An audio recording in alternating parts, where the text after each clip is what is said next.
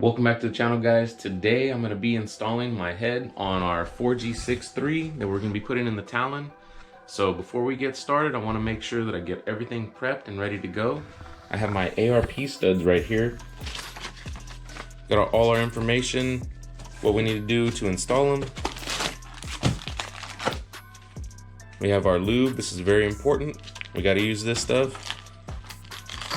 But before we get started, we need all these studs and all this hardware here. We're going to clean them, make sure they don't have any more of this oil on there, so that way we're good to go when we install it. So you can use a lot of different things to clean. I'm just going to use some acetone, wipe them down, set them in here so that way I don't make a mess everywhere.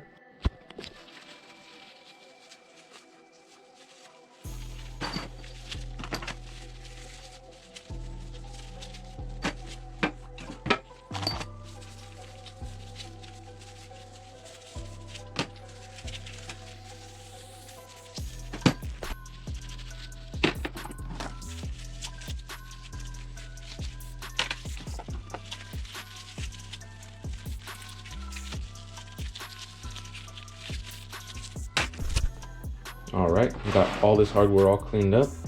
Now what we're gonna do is we're gonna take our studs,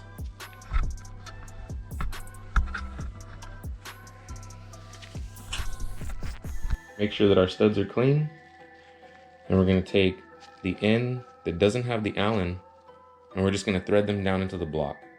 Now what you wanna do before you do this, make sure that there's no trash down in here, because if there's any trash in the threads, you're going to get resistance and the stud's not going to want to go in hand tight. And that's very important. You want the stud to go all the way in hand tight. You don't want to torque it down. And then instructions say to back off the stud once it bottoms out.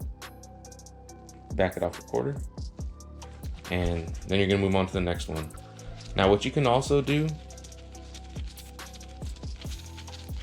is you can add a little bit of the ARP lube to the thread side that goes down into the block, or you can add oil. Now it's not necessary, and a lot of guys will say to just run them in dry, but if you actually look on ARP's website, they do state that you can use ARP lube on the thread side that goes to the block. So we can do that if we'd like. I think I'm just going to add a little bit of oil just so we don't have any resistance on the threads. I'm not going to use ARP lube, just a little bit of oil just to get these things smooth threaded in.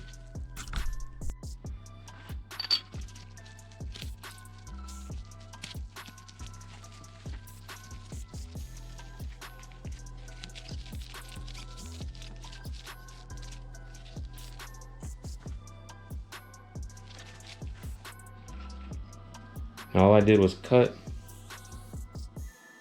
into a stock head bolt, and I'm just using that to run down into this thread. This one's giving me a little bit of trouble, so all I'm doing is gently running it in. When I feel resistance, I'm backing out and clean it up. Start again. We don't want to mess up these studs, so that's why we're taking this precaution and we're cleaning up these threads. It looks like it's just rust. It actually moves pretty easily with the ratchet. I'm gonna take this out, clean it, and repeat until I get a nice smooth thread in with my hands only. See all that? Let's check that progress. We got it all cleaned out, and we got our ARP stud. See if we can come down all the way by hand. If not, we're gonna have to repeat that process.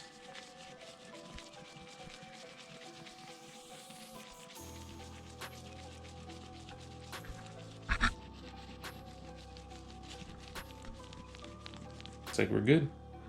Clean it up and go to the next one.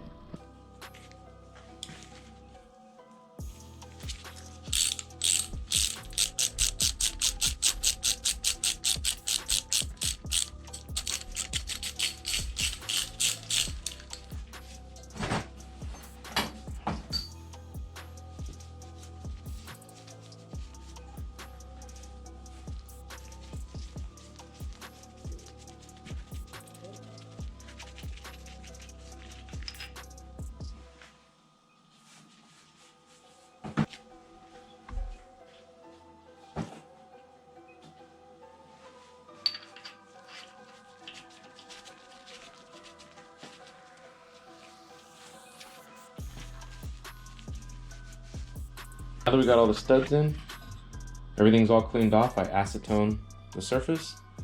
I'm gonna go ahead and get our head, make sure it's ready to go. And I'm gonna spray our head gasket. We're gonna use some copper spray on that head gasket. We're gonna be using a factory gasket right here. And this is the composite head gasket from Mitsubishi.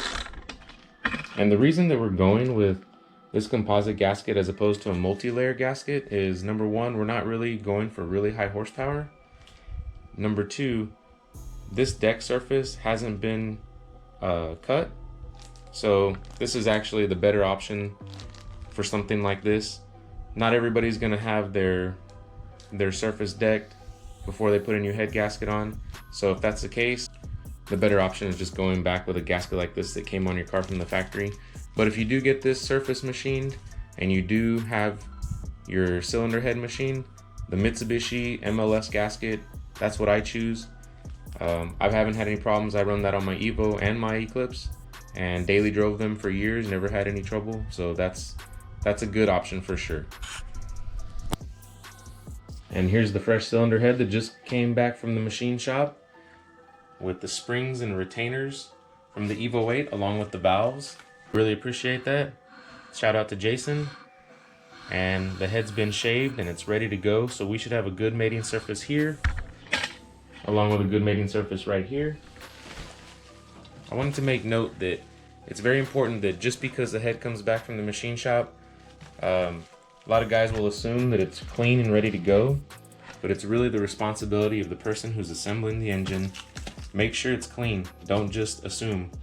A lot of times what happens is when they shave it or they put it in the tank, they clean it, sometimes you'll get gunk that gets trapped in these oil ports, in these oil passages.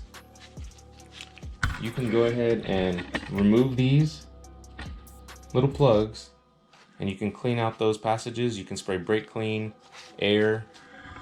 Just make sure that there's no trash in here prior to putting it on and running it. It's very, very important. Something that's worth noting is this regulator right here is not a DSM regulator. This regulator actually is one that they use on the Hyundai Sonatas. Some of the Sonatas came with 4G63s. This cylinder head looks like it did come off of a Sonata, but it's okay because all the dimensions are the same. I'm not really sure about this regulator, but I have a bunch of DSM regulators and Evo regulators, so we're probably going to be making the switch. Did a test fit with no gasket, and the reason we're doing that is to make sure that we don't have any issues with the dowels preventing the cylinder head from coming all the way down and mating. Sometimes that's hard to notice once you have the head gasket and the studs and everything in place. So it's a good idea to do this prior. So we're good. I'm going to remove it, clean both surfaces, and then go ahead and put our gasket on. I took a small lint-free cloth, soaked it in oil, and then just wiped all the cylinder walls. That way I know that they're oiled and they'll be protected until I'm ready for them. All right, I got the head gasket in place, and as you can see, I put a couple of coats of the copper spray gasket on both sides, and that's just going to help with sealing and the coolant passages. It doesn't really do much for the cylinder bores or that fire ring, but it's going to be good. It will help seal up coolant passages pretty good. A lot of guys will say that it's not needed, especially on a gasket like this, but we're going to go ahead and run it. There's been years and years of success of Eclipse guys doing this, so we're just going to go ahead and stick to what works, and let's just go from there. As you can see right here, I went ahead and installed the washers prior to putting the cylinder head down. You do run into a little bit of trouble with the studs. If you try to put the head on with the studs in there and then drop the washer down, you're gonna have clearance issues where sometimes they don't clear those springs. So to get around that, what you do is you go ahead and drop all your washers in prior to doing that, and that's just gonna make it a little bit easier. Now that we got the head down, you can see I actually did have a little bit of trouble with these center washers. I had to lift the head back up and set it down one more time because some of the washers were binding up against the spring, but we got them. Now we're going to move on to torquing down. We're going to be utilizing this sequence right here to reinstall, and we're going to do a 3-step process, finishing off at 90 foot-pounds according to the ARP installation. All right, so we're going to go ahead and start our torque sequence. And if we're looking at it from the exhaust side, we're going to start with 1, and then 2, 3, 4, 5, 6, 7, 8, 9, and 10. We're going to go in 3 steps going up to 90 foot-pounds. So I'm going to start off at 30 foot-pounds on my torque wrench.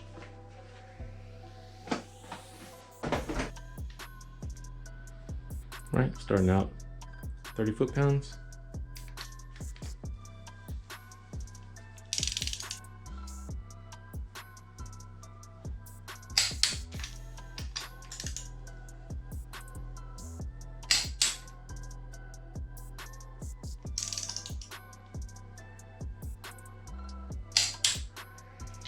Four,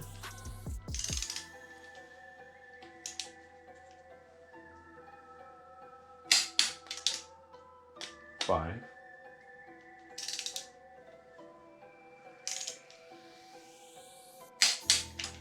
6,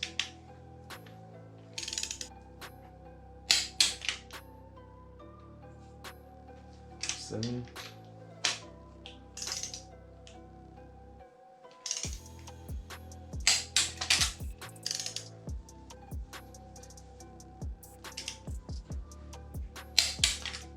9,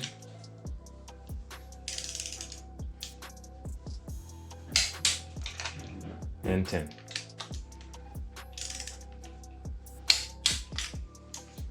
Okay, now we're going to do the exact same sequence, but this time we're going to do 60 foot-pounds.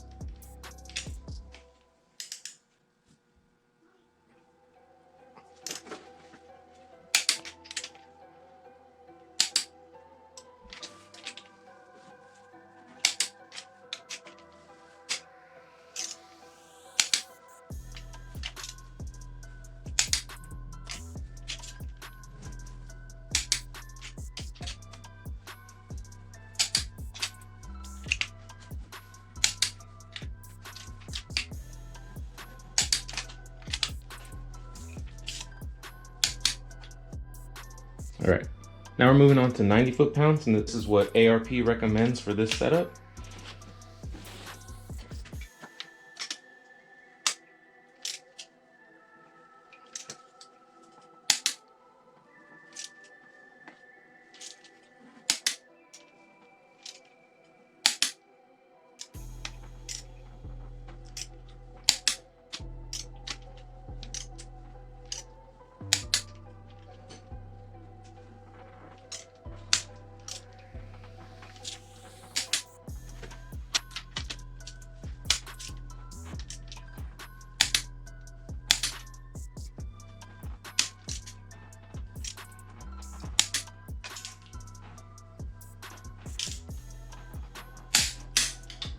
All right, there you go. That was a lot tougher than I thought it was gonna be. I guess you run into more problems when you're on this type of floor. The engine stand was moving around, so I had to move to the other side. That's okay, I got it done. Our head's all torqued down. All right, there you go. We got that head installed finally. I'm pretty excited about it. What we're gonna have to do next is we're gonna get our water pump, get all our timing accessories. For right now, I'm just gonna be running the stock cams in this thing.